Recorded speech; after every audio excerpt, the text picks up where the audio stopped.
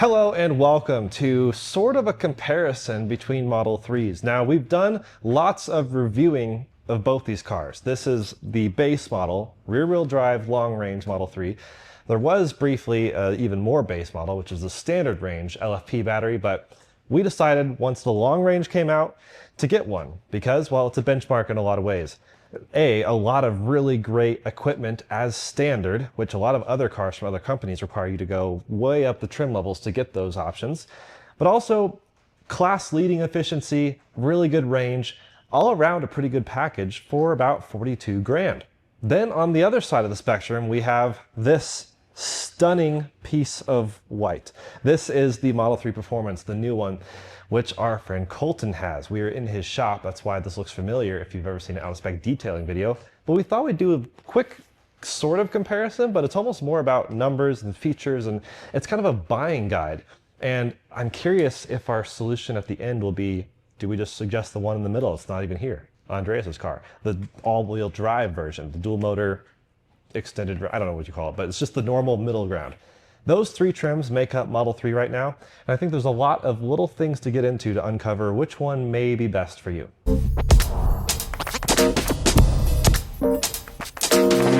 Howdy, Coleton. Hello. How are you liking your new car? Yeah, absolutely loving it, to be honest. This looks the business, especially with, I'm such a sucker for a white car with bronze wheels. I mean, I have a white Miata and my winter setup is bronze wheels. It looks fantastic. So this has Martian MW05s, and you've also changed the suspension. Slammed it. You slammed it. Explain that really quick. I think that's kind of interesting. Yep, so I'm going to have a video over on the out-of-spec detailing channel soon going more into depth with it, but this is the Mountain Pass Performance Sport coilover setup on this. So a pretty hardcore enthusiast style coilover setup that's really made for driving the car hard, having fun on canyon roads, track days as well. I'm not the biggest track guy in the world, but I'm actually really impressed with how this thing rides. You just rode in it. What do you think? Yeah, we just went to Chick-fil-A and I was actually impressed. I mean, maybe my bar is low because I've ridden in, Timon's old Model 3, which was a bit rough at first. Even your Model 3 before felt just a bit more harsh. This car feels oddly softer. I think I talked to one of our friends today and he said they've actually done a lot more than just the adaptive damper on this. They've changed some of the bushings underneath and changed quite a few more things on these cars. And I think that's where that more plush feel comes from. I think you're right. And I think it's been described as magical. The magical chassis improvements with the new Model 3. Because on one hand, I mean, same doors, same overall interior mirrors, everything feels similar, but it does feel like a substantial upgrade. I would say the upgrade from old Model 3 to new Model 3, Highland, compared to what we just saw with the S and X improvements, I don't know, those don't seem like that big of an upgrade to me. This seems like a huge update. This feels huge. Now, we will maybe change our minds once we actually try out the S and X, because maybe that's even more magic. And we have our quips with the outgoing S and X, I guess. They've had refreshes over the years as well, but today focused on Model 3. So I mentioned mine was $42,500, technically throw in an extra $1,000 for the white interior. Otherwise, it was just stock. Now this is a different color. We have videos on the out-of-spec detailing channel on the wrapping situation for this. This is Satin Jade by Avery Dennison, a fairly new color that I get a lot of compliments on, except for Kyle. Kyle hates it, and everyone else seems to like it. Maybe like 3 people agree with Kyle. I don't know. If you agree with Kyle, let us know in the comments, but a lot of people usually disagree. And then as of today, we're trying out something different as well. These are pretty cool, dude. So these are what's underneath is the factory 18-inch Photon wheels, the Aero wheel. I've used those. I've also used Martian wheels, MW08s with the new Nokian tire, Surpass AS01. Huge fan of that setup. I've done lots of videos, road trips with the MW08s on both snow tires and ultra high performance all seasons. But I did go back to the stock factory setup, partially because Timon took my wheels. I give him crap in every video. He flipped me off upstairs. Anyways, this is kind of an interesting thing though, to take off the factory aero covers, put on these Halo black discs, the Halo Disc 2. Super cool looking design, I think. Just kind of explaining what's not stock about our cars. So like I said, 42.5, 43.5-ish. This one, was, what was your cost? $54,990. $54,990. So $12,500 more than my car. Does that include white interior? Yep. So interior is free on performances, as well as stealth gray, deep blue, and white for colors. Okay, because I only had one color to choose from for free, which was the stealth gray, I think it is. Yep. And that's what I went with because, well, we were wrapping it anyways. However, I do wish I had gone white because the rock chips in the wrap show dark color underneath. Yep. So I do think if you do really want to wrap it, maybe go with a color that matches. I don't know. It doesn't make a huge difference. The colors aren't that expensive. But the point being, the price disparity between these cars being like $12,000-ish is quite a bit. But then in between the cars, sort of, is the all-wheel drive version. And that, I kind of feel like I'm going into this thinking that's the one I'd recommend to most people, which is interesting because that's the one neither of us have. That was the first car, the first Tesla that I got. My first electric car was a long range. And I'll be honest, after about a month, I wish I would have got the performance. Yeah, that's right. But that was the first gen, right? It was. And I kind of still feel that way. I really personally feel like if I'm getting a Model 3, I'm going to go rear drive or performance and skip the middle one. And I kind of think you're opposite. I do. But I think that's maybe what I think of when I tell people what to buy. A lot of people ask for my input. I'm not really telling them what to buy, but it's like, well, okay, I can give you all the information, and it kind of depends what you value. Here in Colorado, obviously, all-wheel drive cars sell like crazy. I'm sure Tesla sells way more all-wheel drive than rear-wheel drive. I don't see many rear-wheel drives on the road. You can tell if they have, well, if they don't have a dual motor badge on the back. That's the instant giveaway. And granted, if you have snow tires, you're mostly going to be fine. And that's something we can easily recommend. Just throw in a set of Nokian Hakkapeliitta R5s or something like that, Blizzaks, whatever. You'll be fine for the most part. But I did drive mine through the winter, and there were a few moments, mostly in like kind of not super city streets, like edge streets, neighborhood streets, parking lots, where I was like, I am almost stuck.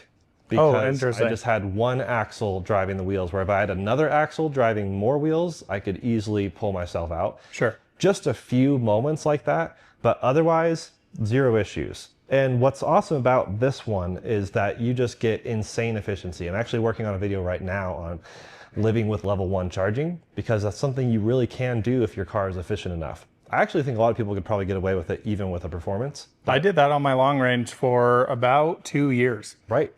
Because you can charge, I mean, it's not a big battery, so you're not having to guzzle a lot of juice. And with this car around town, easily getting 4.5 miles per kilowatt hour, sometimes 5. That's so crazy. Plenty of drives in the city where the number of watt hours per mile starts with a 1. So it's really, really, really impressively efficient. On our range test, this thing is rated at EPA 363 miles. We did 386, which is 20 plus miles past EPA, blowing our minds. That efficiency was also better than the Lucid Air Grand Touring, which gets over 500 miles of range. So that's where efficiency really plays into it. Efficiency is what matters if you are level 1 charging, if you're trying to get the most amount of mileage per charge. This one, not quite as efficient. I mean, you haven't had it very long. Your lifetime's been about 300 watt hours per mile. That's actually the same with Brandon. I checked with him, our friend of Tesla Flex. He also has about 300 watt hours per mile as his efficiency. So, which is interesting because that's higher than my legacy Model 3 performance. Right. It is really interesting. Which was 280 watt hour per mile. But my dad runs around 272 on his car, but he drives his car less aggressively than I do. Right. It does depend how you drive, but I feel like if I had this, I'd probably drive more aggressively, whereas with this, I'm in FSD chill mode a lot. I get made fun of for that, but it's just like, I'm not even in a hurry. But if I do care about putting some power down, it has plenty of power, about 300 horsepower. That's awesome. Some people, myself included, had a few complaints about the outgoing standard range, the LFP one, where it was just a bit less power. Just a few times where I was like, I just wish this had a bit more. This one really does feel properly powered, so zero complaints in that department. I even like how it drives. The steering feel is a little different, not having the front motor up front, going back and forth between my car, our friend Andreas's car, that all-wheel drive. This does feel just a little bit more light and chuckable. Granted, it's still an EV. It's still not light and chuckable compared to like my Miata, but like for an EV, feels really, really maneuverable. But one of the reasons I think all-wheel drive is worth it to me is because of the sound system and having that second motor just for those instances where I just want the peace of mind. Yeah, what's interesting is where they've priced the long range. It doesn't necessarily sit right in the middle of these two cars. It's about $4 or $5 grand more than your car. $5 grand more, yeah. And $7,000 less than my car. Right. So it's not in the middle. It's skewed slightly towards the lower end. Yep. I do wonder if they'll ever change things. We never know what's coming with Tesla's lineup. They always change it once we finally get used to it. So Yep. who knows? But you know, this does have the premium sound system. The cooler seats, by the way, we should show these off. Bucket-ish, not true buckets, but like more bolstering, way cooler looks than my seats, I think, just having them side by side. But otherwise, pretty comparable interior. You say you like your carbon, or no, you don't like the carbon piece on the dash. I don't. I really don't, because it doesn't match the real carbon on the spoiler. Oh my gosh, that was close.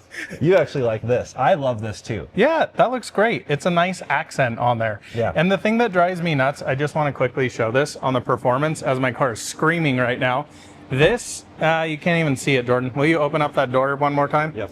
So check out the weave in here. I call this the Ferrari weave. And the frustrating thing, Jordan, it doesn't match the rear spoiler. Oh, and you're going to notice that. That's such an oversight. Such an oversight. That's really interesting. I wonder, so the rear spoiler is shaped a little differently than the outgoing performance. I love how this spoiler is shaped. It has just a little bit of a sculpt to it, kind of coming in from the sides.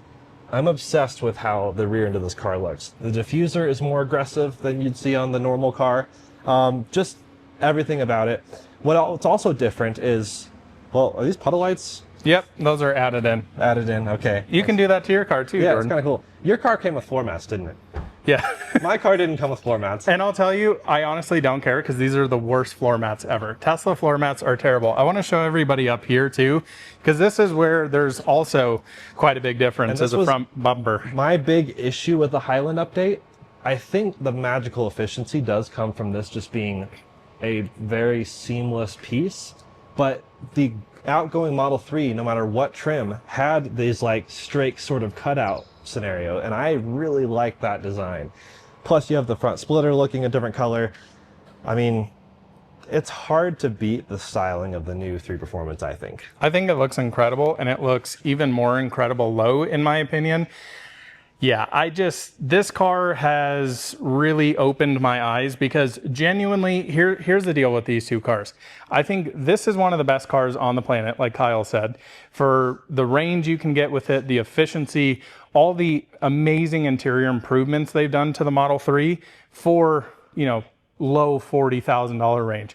Then you come here and you have a very capable, genuine performance car that is competing with BMW M3 for half the price. There's loads of videos of this beating an M3 and a lot of other competition. So it is crazy to see, yeah, the variance of what seems to be very similar cars.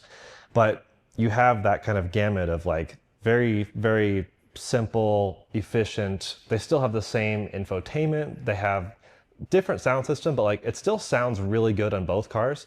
Mine just lacks some bass. It was the main difference, honestly, which is a bummer for me. And also like the new Tesla Model Y Juniper, the standard or the long range rear wheel drive base model has the upgraded sound system here in the States anyways. And that was such a bummer for me to be like, oh really? They did that for that one, but not this one. Whatever, it's not a big deal. This still sounds really good. And the car is just so quiet and refined on the inside. Now that you're driving on highway speeds, you go from an old Model 3 to a new one, it's like, wow. It's a big difference. NVH was really, really improved.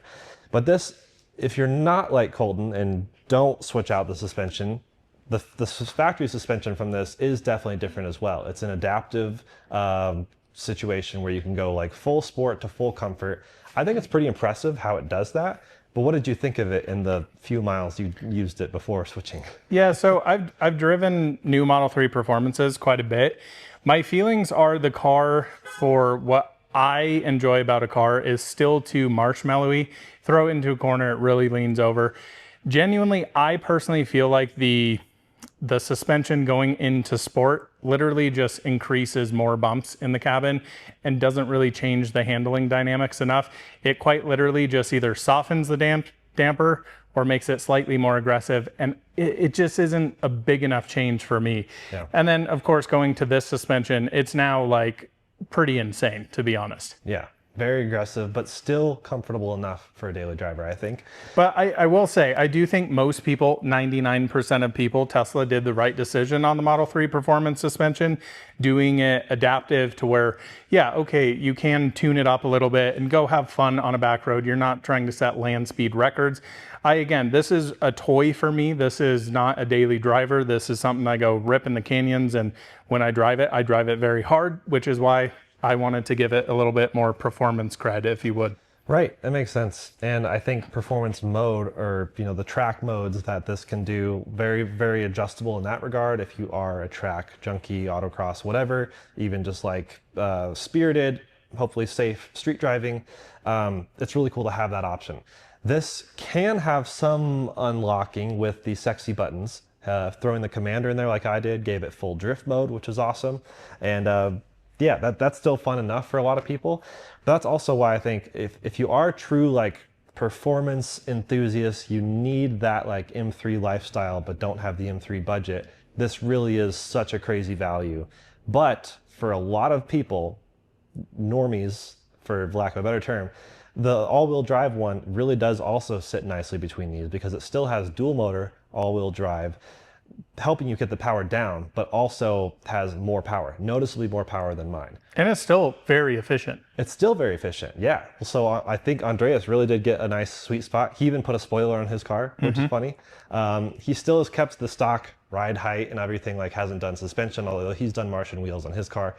There are suspension things you can do. So you can kind of modify an all-wheel drive one to be a bit more performance minded, and then with sexy buttons you can also unlock some of the similar performance things, but it's not quite the same. But it is cool that there are only 3 trims. I say only because there are other companies with like 6 trims of the same car, which is exhausting to keep up with. But the fact that even the base model has heated, ventilated seats, heated steering wheel, heated rear seats, ambient lighting, a lot of things that other companies reserve for higher trims, glass roof no matter what, like that is amazing. And that's what really led to like, oh, that's totally worth it. So which one should people buy, Jordan? I still feel like I can usually make the case for most people to go with the all-wheel drive, but again, climate dependent. If you don't need all-wheel drive, if you don't care about the performance, there's zero reason to go for it over this unless you really, really want that sound system. Even then, the Model Y sound system does have a leg up, I think, on this one. Wait, this one? Because it's just the way the speakers are positioned and everything, just really, really, really nice. This one, the sound system, to me feels a little boomy in the bass department, especially with the low mid drivers and the parcel shelf aiming up into the glass. I don't think that necessarily helps, but you can also tweak it. The 5-band EQ is nice with a separate subcontrol. I really wish it was a 7 to 10-band EQ to really, really fine tune it. Maybe that's something Sexy Buttons or someone could give you access to change. But regardless, I don't know if you really can go wrong. It's kind of a budget thing. I think this is the one you should get, and this is the one you probably want. Yep. So curious what you guys think. I know it's a lot of information. Of course, Tesla has most of that information on the website, but the fact that we live with these, and we've featured Andreas's on the channels before a lot. We've done comparisons with all of them. They're all efficient. I mean, the fact that you can get this much power and not really worry about being crazy inefficient. Like, remember the Kia EV6 GT? How impressively inefficient that was? Yep. That's a totally different animal. This one feels like it's really livable efficiency despite the performance. So hopefully that's helpful and not too confusing. But like I said, the new generation, I mean, the ride quality improvements, NVH, all that stuff was really, really impressive. And we're now in that phase where the Highland's been out for like 1.5 years, so you can technically find pre-owned ones for even cheaper.